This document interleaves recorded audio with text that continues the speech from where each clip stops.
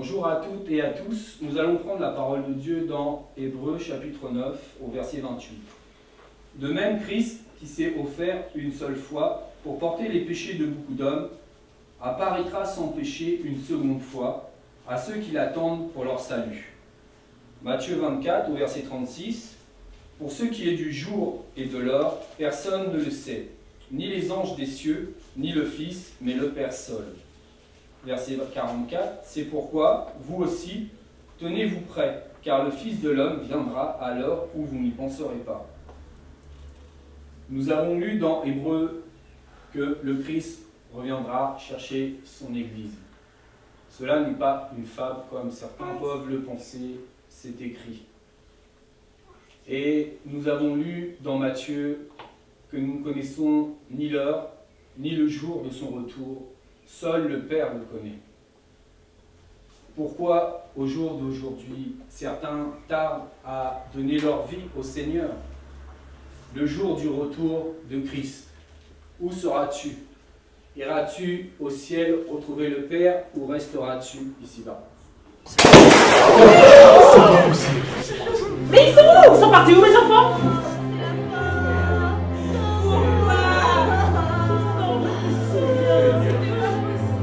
Qui m'a dit, mon Dieu, qui m'a dit? C'est pas possible.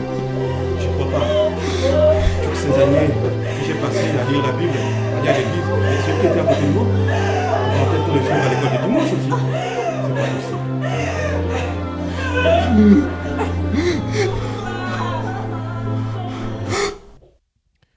Ça, c'est moi. Je m'appelle Pierre et j'ai 22 ans. Je suis actuellement en Master 1 en communication. Comme vous avez pu le voir, je ne me suis pas réveillé, disons, du bon pied. Et vous vous demandez sûrement pourquoi. Eh bien, je vous laisse le découvrir.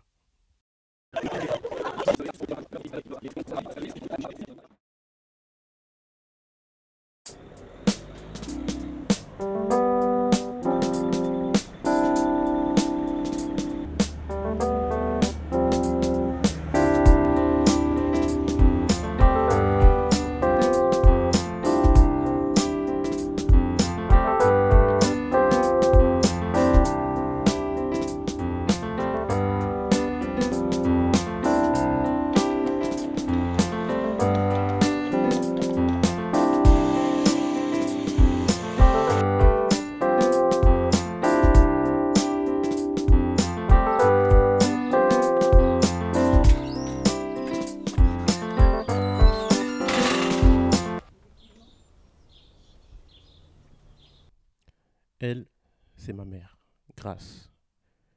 Elle n'a pas la langue dans sa poche. Toujours un commentaire à faire. Mais bon, elle s'assure qu'on ne manque de rien et qu'on soit toujours bien. Salut maman. Oh mon fils, comment tu vas? Oh, un peu fatigué. Assis-toi, assis-toi. Oh mon fils, tu m'as l'air très fatigué. Mais ça va aller, faut te fortifier et on va faire un petit repas et puis tout va repartir par la grâce de Dieu. Merci maman. Tu gères. Est-ce qu'on peut mettre l'école des champions, s'il te plaît? C'est plus intéressant. Non, moi je préfère mettre du bec chaleur. S'il te plaît. Non, c'est nul. Non, mais l'école des champions, c'est le foot. C'est la classe. Non, c'est pas la classe. S'il te plaît. Non, Allez, non, vite. non, Tu mets. non. On fait ta taillée. Ok, Je vais t'écraser à plaque couture. je commence. Les deux là, ce sont mes petits frères et sœurs, Séphora et Simon. Là, on dirait qu'ils s'entendent bien, mais attendez de les voir au quotidien. Ils passent leur temps à se disputer. T'as taillé, petite maman qui sort là, à la petite taillée. Tu t'es pas baissé. Si, je me suis blessée. T'as perdu. Non. Pousse pas un peu là. Ah. Vous avez fait décaler ton appel, ça va? Faites quoi? Rien. Ouais, c'est ça. On fait une bataille de poules au chaud, hein, vite fait.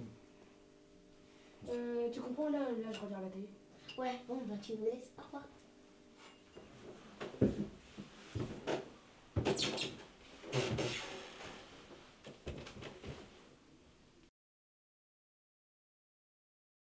Mon père. Comme vous pouvez le voir, il passe son temps dans la méditation. Pour lui, le plus important, c'est qu'on soit éduqué selon la Bible. Salut papa, je vois que tu es encore en train de méditer, comme d'habitude. Oui, je suis en train de méditer sur Jean 3, c'est sur la nouvelle naissance. C'est un texte qui est très profond. Bon, bah je vais pas te déranger plus que ça, je viens juste déposer mon sac. Et on se voit tout à l'heure. Ok, à tout à l'heure. Et voilà un peu à quoi ressemble ma vie. Aller en cours, rentrer et m'enfermer dans ma chambre pour travailler. Au fait, dis-moi, Grace, tu as regardé un peu le cahier de Simon? Oui, Simon a bien travaillé, mais sauf que sur son cahier, il y a des choses que je voulais quand même te montrer. Regarde, je voulais quand même que tu regardes ce cahier-là. Il y a quand même beaucoup de choses sur la magie, tout ça, donc... Mais ça, c'est compliqué, ça. Mais comment on peut donner ça à des enfants? On peut donner à apprendre la magie à des enfants. De toute façon, il est tard. Sephora! Simon! Pierre, venez, on va prier.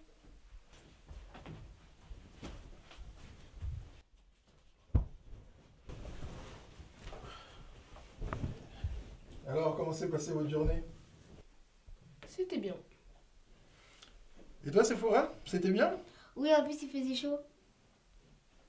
J'espère que vous êtes bien lavés, hein, les enfants. Oui, maman. Allez, on va prier. On va prier. Seigneur, nous te bénissons, nous te remercions encore pour cette journée que tu nous as donnée. Et nous te prions, Seigneur, afin que tu nous gardes tout au long de cette nuit. Nous te recommandons la journée de demain, afin que tu nous conduises. Au nom de Jésus, nous disons Amen. Amen. Allez, les enfants, au lit, je vous accompagne.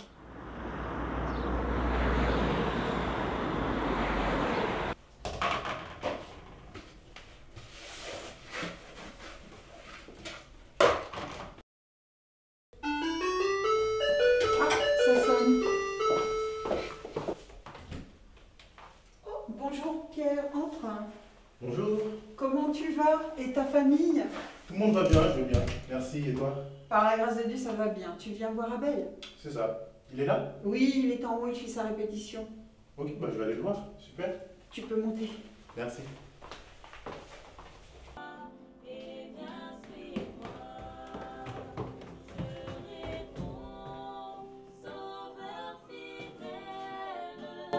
Me voici, je suis à toi. La voix du Seigneur m'appelle. Prends ta croix et viens suis-moi. Je réponds, Sauveur fidèle. Me voici, je suis à toi. Bon, gloire à Dieu, la répétition s'est très bien passée. On peut en rester là et on se revoit la semaine prochaine. Ok, pas de soucis. Ah, salut Pierre! Salut, si je dérange, je peux rester dans le couloir, c'est comme vous voulez. Non, non, on a fini, entre. Bon, nous, de toute façon, Abel, on va y aller. Hein. Bon, ça va, Pierre? Ouais, ça va, hein. Bon. Les filles, vous savez comment rentrer? Oui, c'est bon, t'inquiète. Ok, ben rentrez bien. Salut. Salut.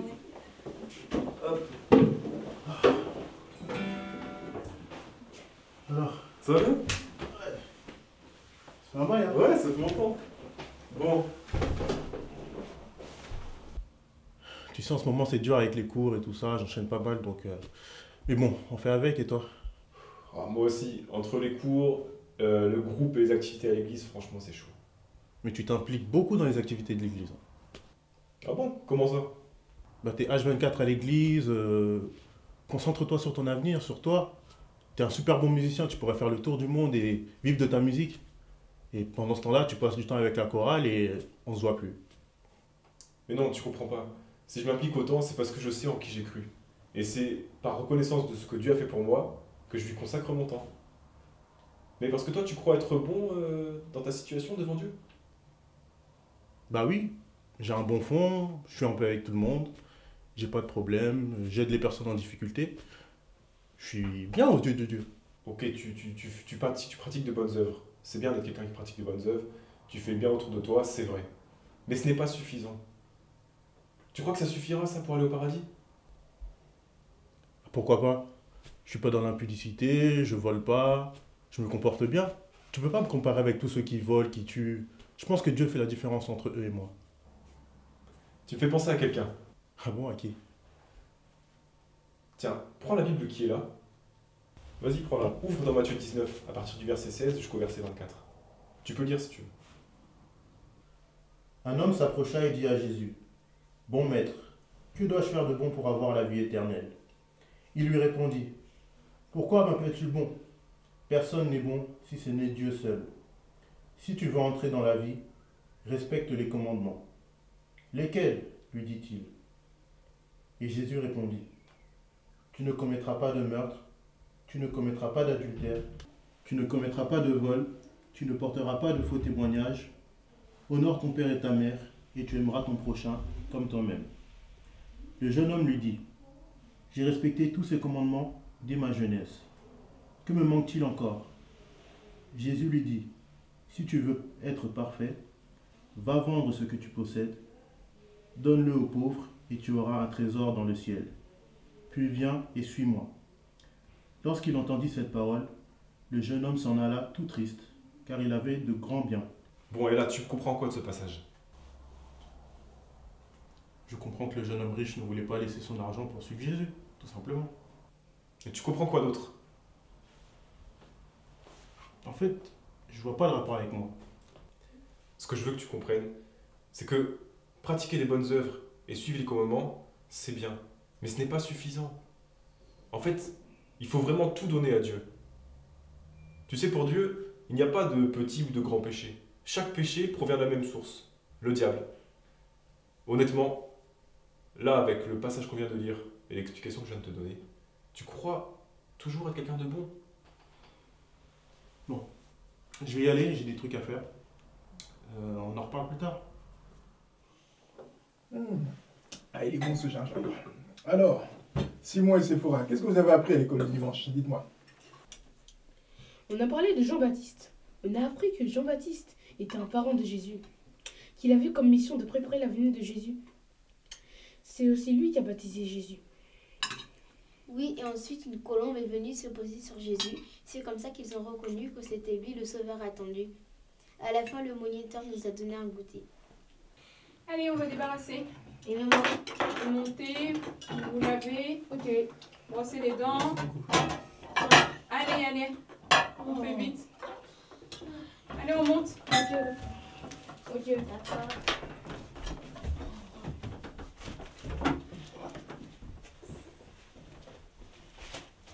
Il y a un souci, maman? Non, il n'y a pas de souci, mais on voulait juste savoir où tu en étais avec Jésus. Ce n'est pas la première fois qu'on te pose la question, Pierre. Mais à un moment donné, il faut que tu prennes position.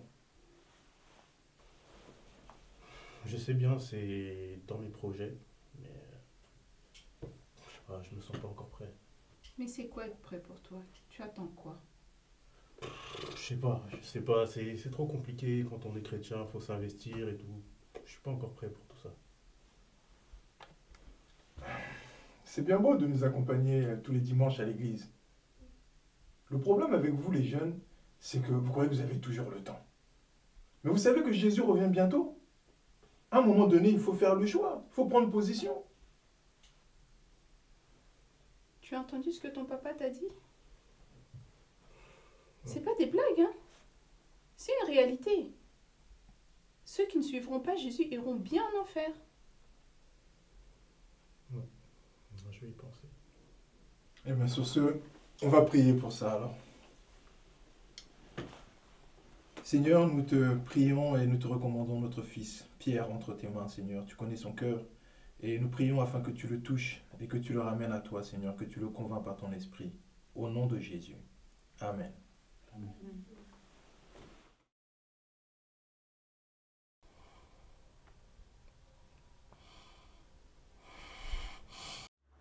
Le jour du retour de Christ, où seras-tu? Iras-tu au ciel retrouver le Père ou resteras-tu ici-bas? Mais ils sont où? Ils sont partis où, mes enfants?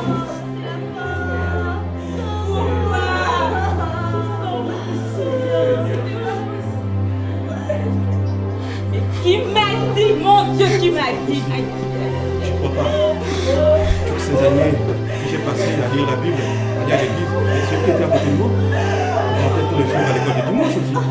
C'est pas possible.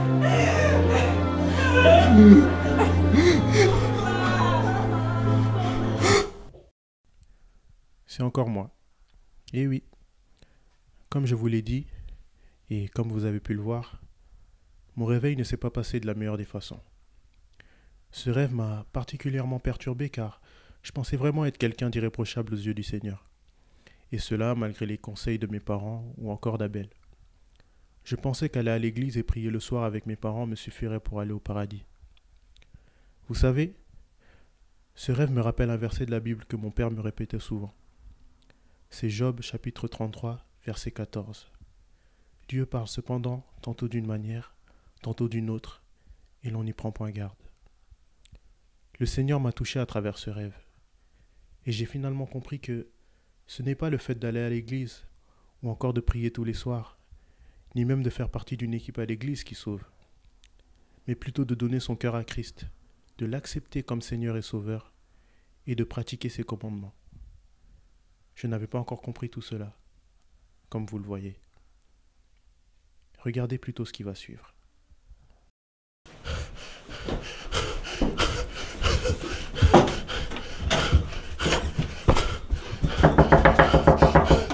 Papa? Maman? Mon Dieu, qu'est-ce qui se passe? Qu'est-ce qui se passe?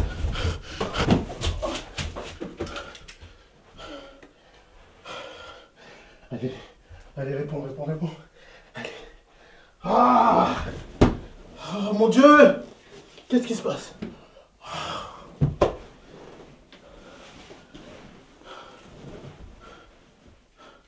Allô? Abel? Merci Seigneur. J'ai eu la peur de ma vie. Tu peux pas savoir. J'ai cru que j'allais rater l'enlèvement.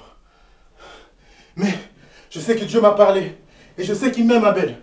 Je sais qu'il m'aime. Et j'ai envie de lui donner ma vie. Qu'est-ce que je dois faire? Dis-moi. À présent, Seigneur, je renonce à ma vie passée. Et je vais te donner toute ma vie entière. Merci, Seigneur. Merci. Non. Ah, mais tu vois, en fait, pour les lunettes là, de Simon, elles sont pas mal, hein. Il faut... Pierre? Ça va, mon fils? Qu'est-ce que t'as? Mais parle! Mais pourquoi tu lui poses plein de questions comme ça? Mais lui, je le connais, quand il est comme ça, il y a quelque chose qui s'est passé ici. Ah bon? Qu'est-ce qui va pas? Papa, maman, j'ai donné ma vie au Seigneur. Quoi? Mon fils! T'as dit quoi? J'ai donné ma vie au Seigneur. Répète un peu. T'as dit quoi? J'ai donné ma vie au Seigneur. Gloire à Dieu! C'est tout ce qu'on attendait. Ah mais dis-nous, mais explique-nous, mais qu'est-ce qui s'est passé? Il s'est passé quelque chose d'incroyable. Dieu m'a parlé.